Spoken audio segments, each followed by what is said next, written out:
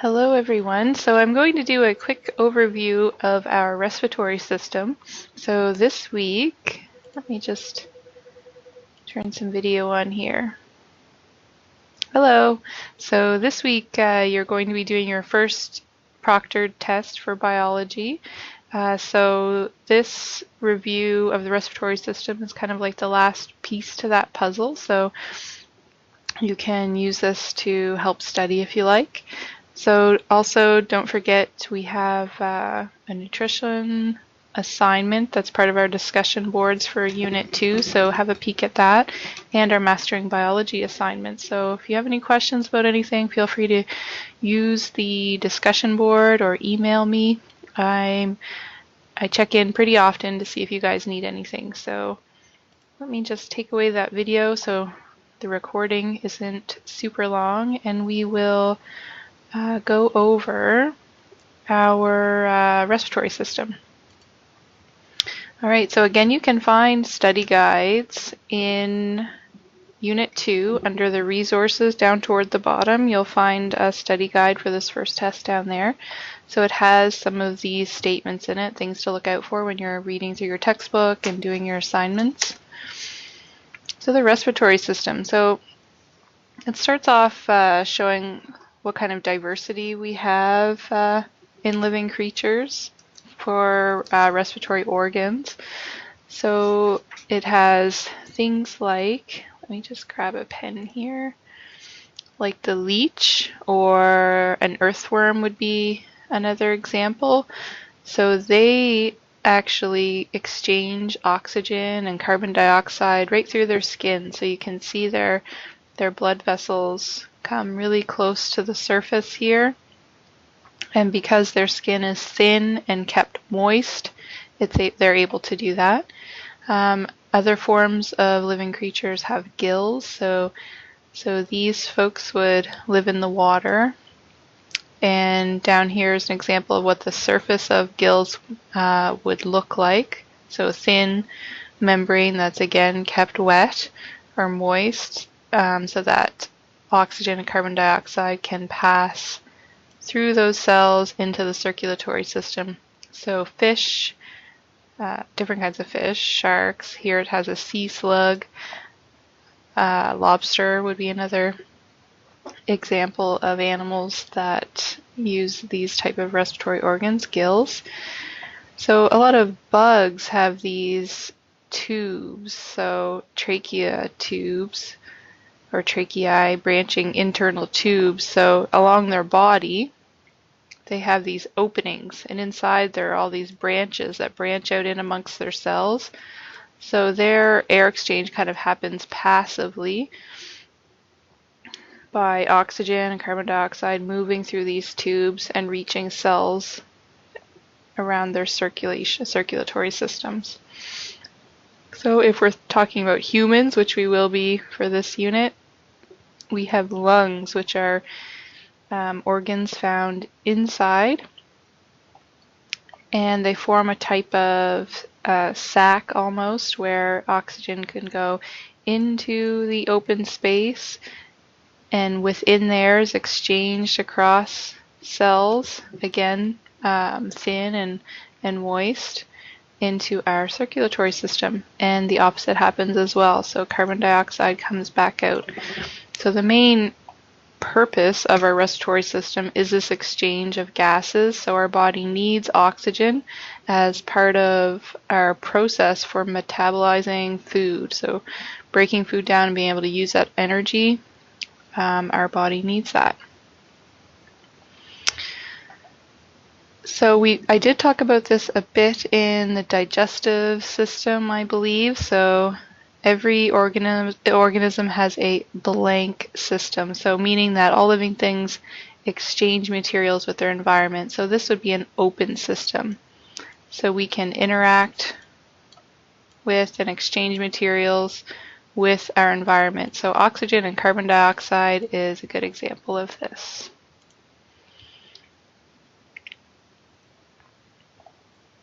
So the more complex an animal is, the more kind of surface area they need to exchange oxygen or carbon dioxide. Humans would never be able to exchange enough gases through our skin like an earthworm can, because so many of our cells are very deep below the surface.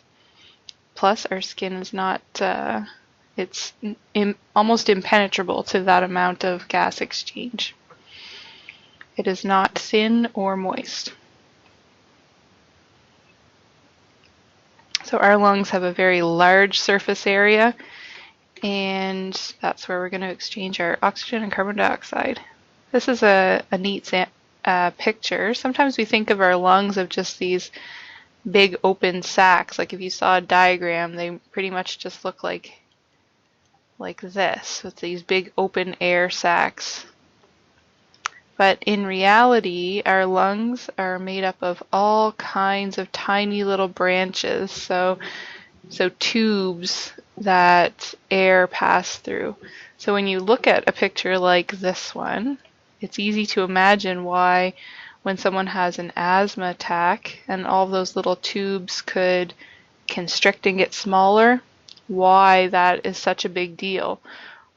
Or why, if someone has pneumonia and some of these tubes are filled with fluid, why that's such a big deal. So it's not like this diagram over here where you can picture, fluid filling up this bottom part of the lung, but still having all the rest up here. Really, when someone has pneumonia, all of these branches can start to fill with fluid or mucus, and can become inflamed and make exchanging oxygen really difficult.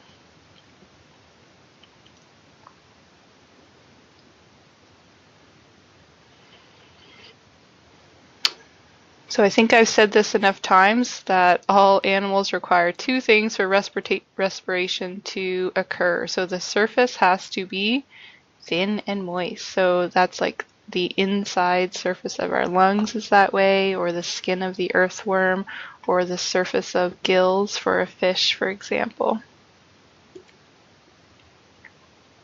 And this is showing how cellular respiration, so all the activities that our cells do, require the input of oxygen, and as a waste product, they give off carbon dioxide to make energy. So as we eat food and digest food and break it down into usable parts, our cells use those, but as part of that process of using the food we eat, the digested food we eat, it needs oxygen in order to continue. So a full inhalation, so breathe in, and an exhalation, breathing out, is breathing. So that full inhale and exhale is considered breathing. So that is one phase of gas exchange, so that physical process that we do of breathing in and breathing out.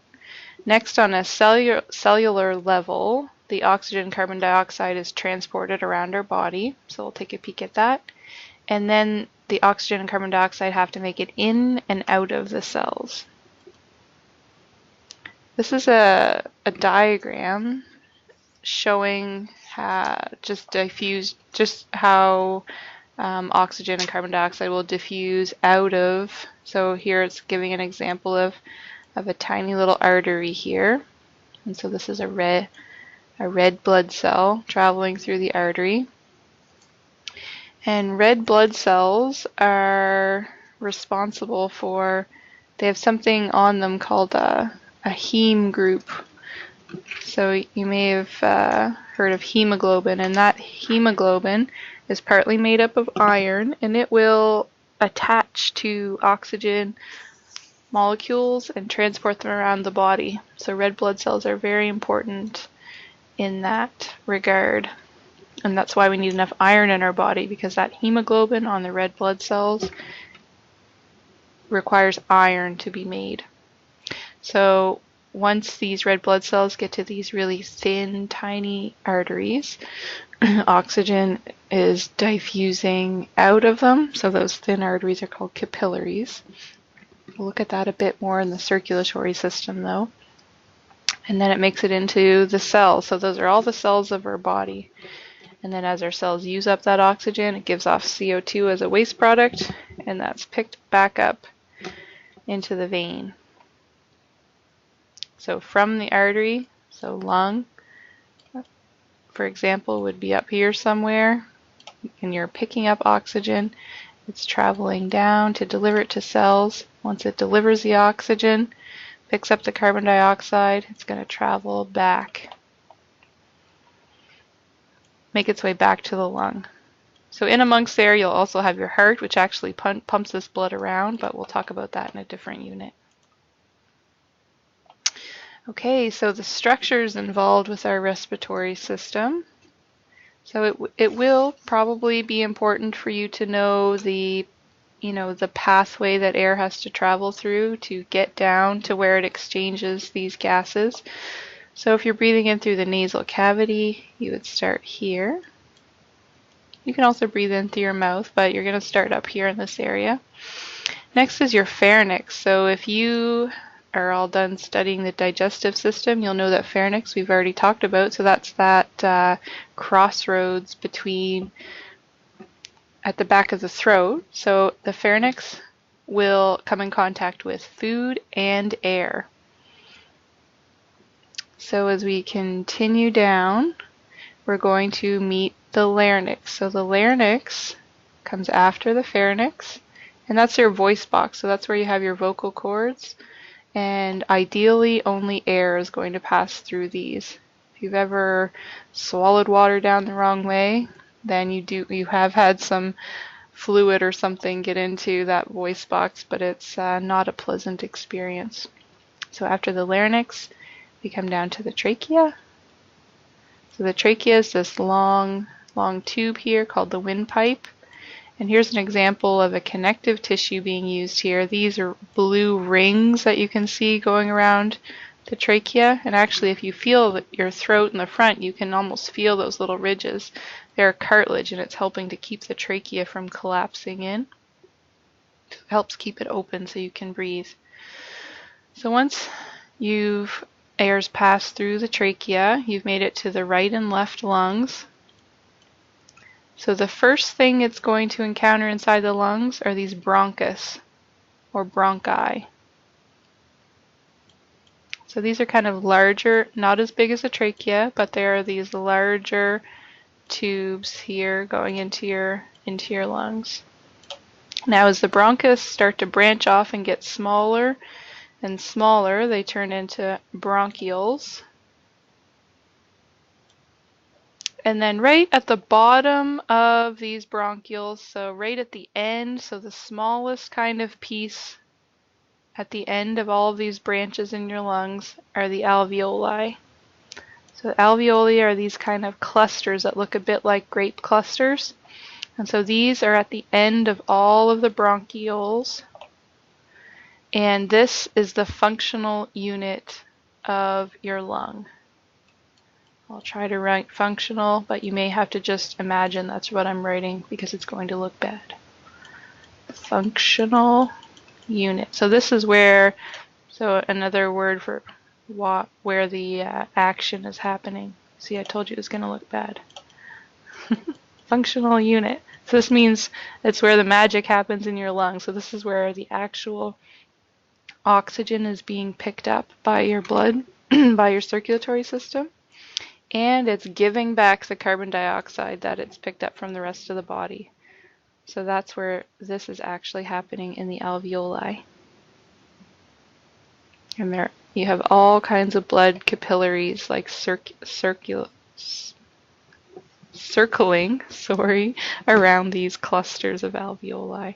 And so for a smoker who's developing like emphysema or COPD, which are a couple of the problems that can happen when you smoke, the actual walls of these alveoli are being destroyed so that you have less surface area for that air exchange to happen. So even though you can get air into your lungs aren't as efficient anymore. And so it can't pick up as much oxygen and it can't get rid of as much carbon dioxide.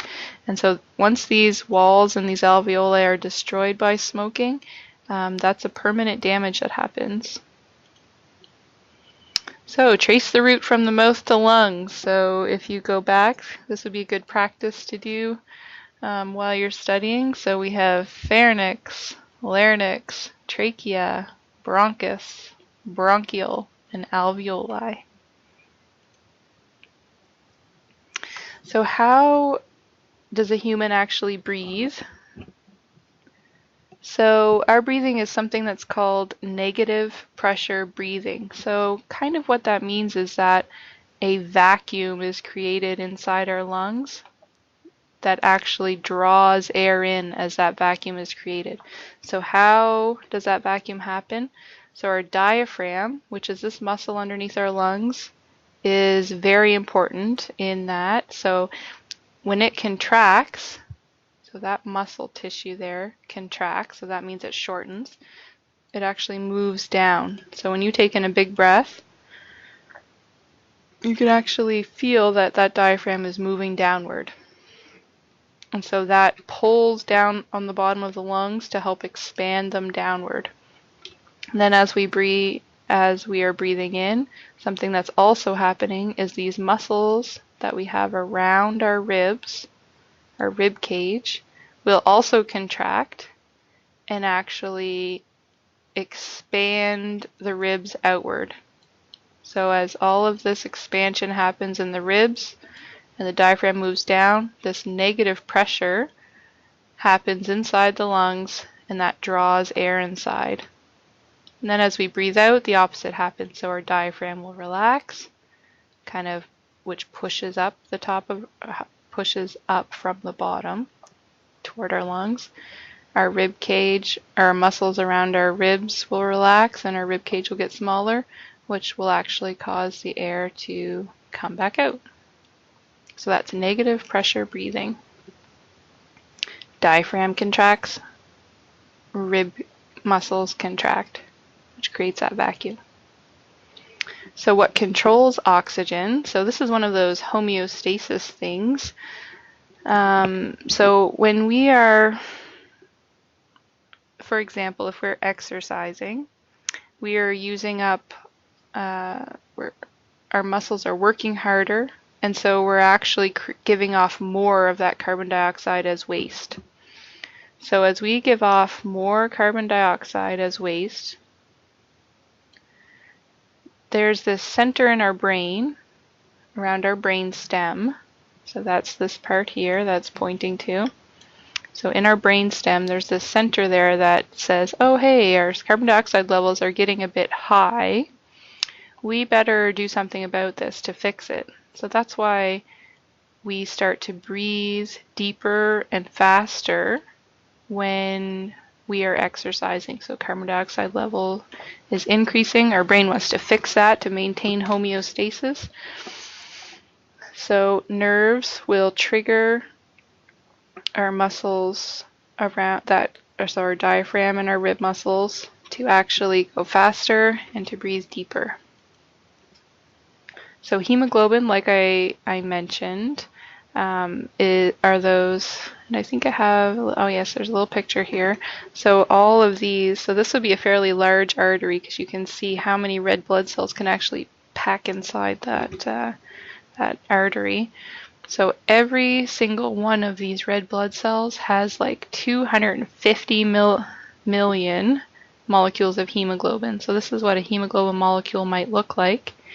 And each one of these heme groups here, that's partly made up by iron, will attach itself to molecules of oxygen. So that's actually what's transporting our oxygen around. So something that can be deadly to humans is, so our body naturally gives off carbon dioxide, but carbon monoxide is given off it's a poisonous gas that can be given off by like exhaust off of a car, for example, or a generator. So this carbon monoxide actually will bind to those hemoglobin, so it binds even better than oxygen does. So therefore, oxygen has nowhere to bind anymore. And so people essentially suffocate because their body's not able to transport oxygen around to its cells.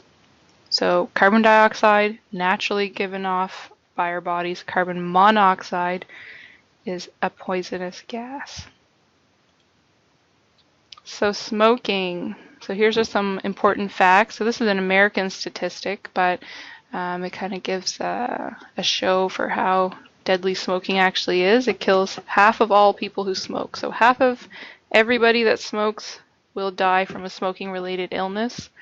So that is like almost 500,000 Americans every year. 90% of all lung cancers are caused by smoking, and so that's and it actually causes more deaths and is a huge expense to our healthcare system.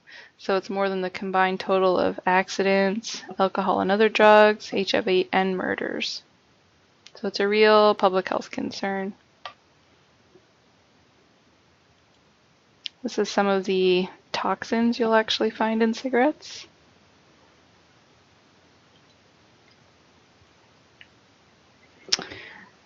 So, connecting it back to evolution, so on page 513 in your textbook, it gives a neat review of, athletic endurance and how, for example, people that live at higher altitudes are actually more efficient in their oxygen because their body has, adjusted over time to, having something like maybe more red blood cells so that you can carry more oxygen to parts of your body in a place where oxygen is a little more sparse than it is when you're 13,000 feet above sea level. Oxygen is not as plentiful as it is closer to the ocean, or closer to ocean level, sorry. So how that goes with athletic endurance, sometimes athletes will go to higher altitudes to train for a period of months so that their body will naturally start to make a bit more red blood cells to make up for it. And then when they come back down to a lower altitude, they still have those extra red blood cells, and they are, theoretically able to perform better in their athletic competitions. Okay, so just remember that discussion on your snack food label is due Wednesday, as well as your mastering biology assignments. There's no reflection for this unit. I think we'll get one in next week, and your test is to be done on or before Friday. So I guess some testing centers only work on Tuesdays and Thursdays, so make sure you're giving them a call and that you have an appointment made to go do that. Okay, so please, if you have any questions, make sure you ask on the Q&A board. And a little note that is, if you see all of the above on a multiple choice question, that means that all of the answers above apply. Some references for this presentation.